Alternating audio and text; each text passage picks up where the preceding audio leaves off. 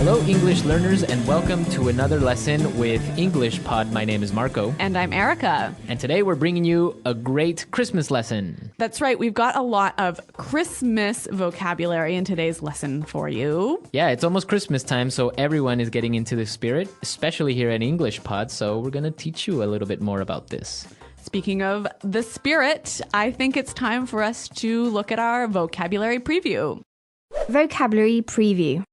So in this part of our show, we'll look at some key language in the dialogue that you'll need to know to understand the dialogue. And actually, today we only have one word. Eggnog. Eggnog. Eggnog. E-G-G-N-O-G. Eggnog. So eggnog is a really popular Christmas drink. It's a traditional Christmas drink. Right. What is it made of? Eggs, cream, sugar, and usually rum. Rum. Oh, so it has alcohol. Yeah, normally it has alcohol. Okay. All right. That's interesting. There's actually a drink very similar to this in Chile. Really? Yep. They call it monkey tail. So in Spanish, that would be Cola de mono. very nice. Yeah, so it's actually really, really good. And it's really similar to eggnog. Okay, well, with that in mind, let's take a listen to our dialogue for the first time.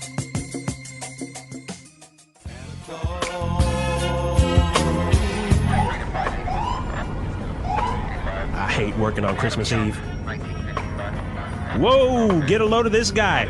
Come in, Central. I think we got ourselves a situation here.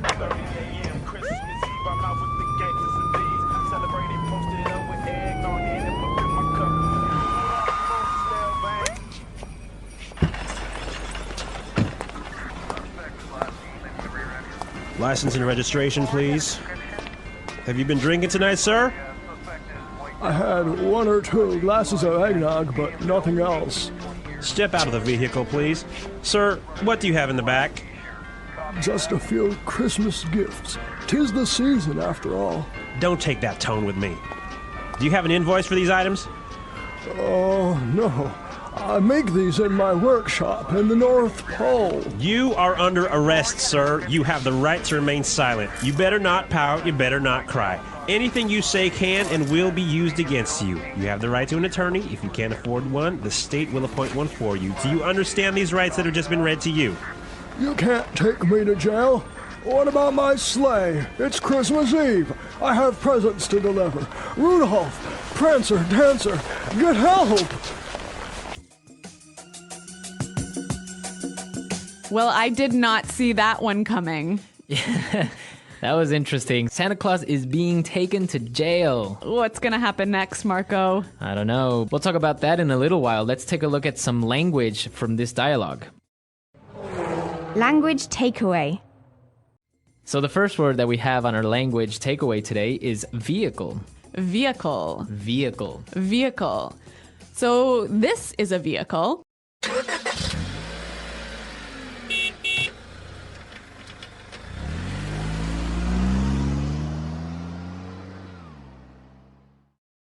And this is a vehicle.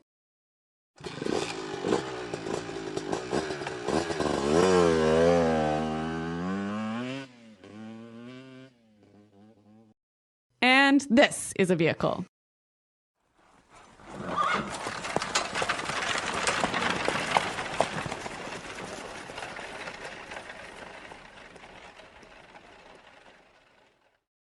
So all of those are vehicles. Now, I thought that a vehicle was a car specifically. No, any machine that carries people from one place to another is a vehicle. Great. All right. Let's take a look now at our second word, attorney. Attorney. Attorney. So what is an attorney? A lawyer. Well, that's simple enough. Yeah, a lawyer. Let's move to our third word, which is Appoint. appoint. Appoint. Appoint. So appoint means choose. Okay, so the president of a country might appoint his chief of staff. Right? Or I can appoint my attorney. True. So can you appoint a thing? Can I appoint my coffee cup? No. You only use it for people. You choose someone. Okay, You can't choose something. So I appoint someone. Exactly. All right, let's move to our final word. Slay. Slay. Slay. Slay. So, Erica, you're from Canada. You can tell us about sleighs. All right. A sleigh is a vehicle that is pulled by a horse and travels over snow or ice. Okay. So, you know, like Santa drives a sleigh. He drives a sleigh. So, do you drive a sleigh or ride a sleigh? Good question. Well, the song says you ride in a one-horse open sleigh. Right. Okay. Well, you know what? I think it's time for us to look at some interesting phrases that we found in this dialogue. So let's look at putting it together. Putting it together. Today on Putting It Together, we have two great phrases for you. And let's take a look at the first one. Step out. Step out. Step out. So step out means to go out of a place for a short period of time. Right. So in our dialogue, for example, the police officer said, step out of the vehicle. Get out of your vehicle. You can also say, step out of the office. You can say, I just stepped out of the shower. Right. Now, we can also say, step in. It's the opposite. The opposite, right? I can ask Marco, step into my office for a moment. Uh-oh. Okay. So that's step out and step in. Great phrases. Let's take a look at our final phrase. Get a load of. Get a load of. Get a load of. So when I say get a load of something, I mean look at, right? Right. Look at this guy. Get a load of this guy. Yeah, that's what we heard in the dialogue. Now, you can use this phrase in a number of different ways, and we have some examples for you. Example 1. Get a load of this. A war has started in Antarctica. Example 2. Get a load of that house. It's so big. Example 3. Get a load of him. He's wearing a pink suit. Okay, I think we've covered a lot of interesting words and phrases, so we are ready to listen to our dialogue a second time. But this time it's going to be a little bit slower so we can pick up all these great words. I hate working on Christmas Eve. Whoa, get a load of this guy.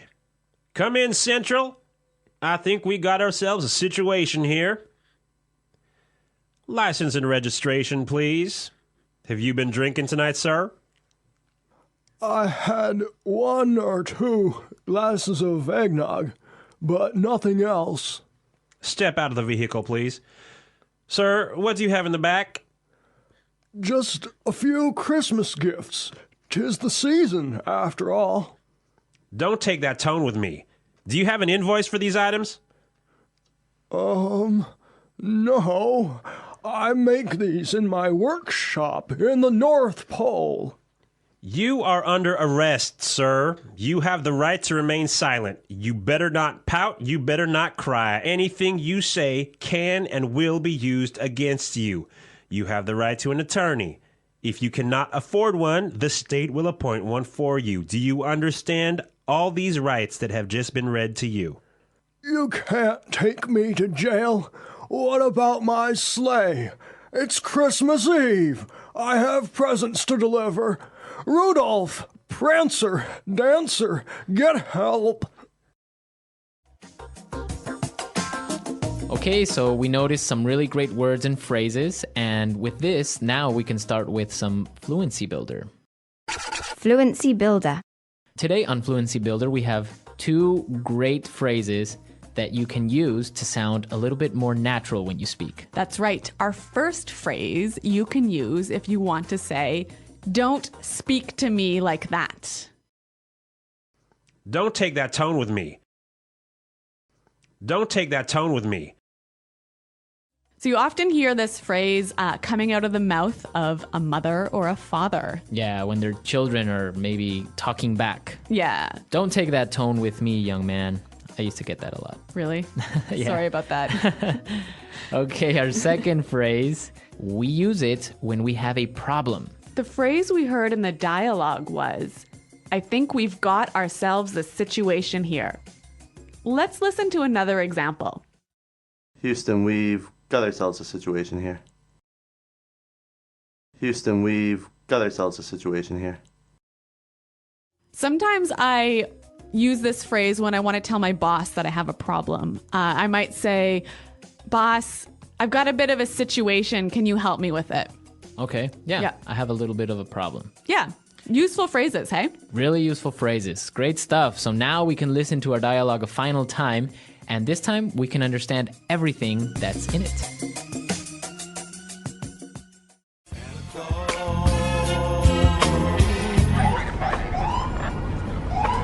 I hate working on Christmas Eve.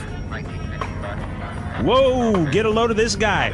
Come in, Central. I think we got ourselves a situation here.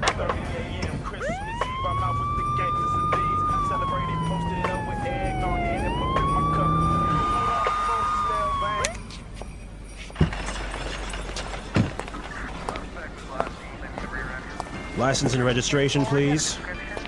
Have you been drinking tonight, sir?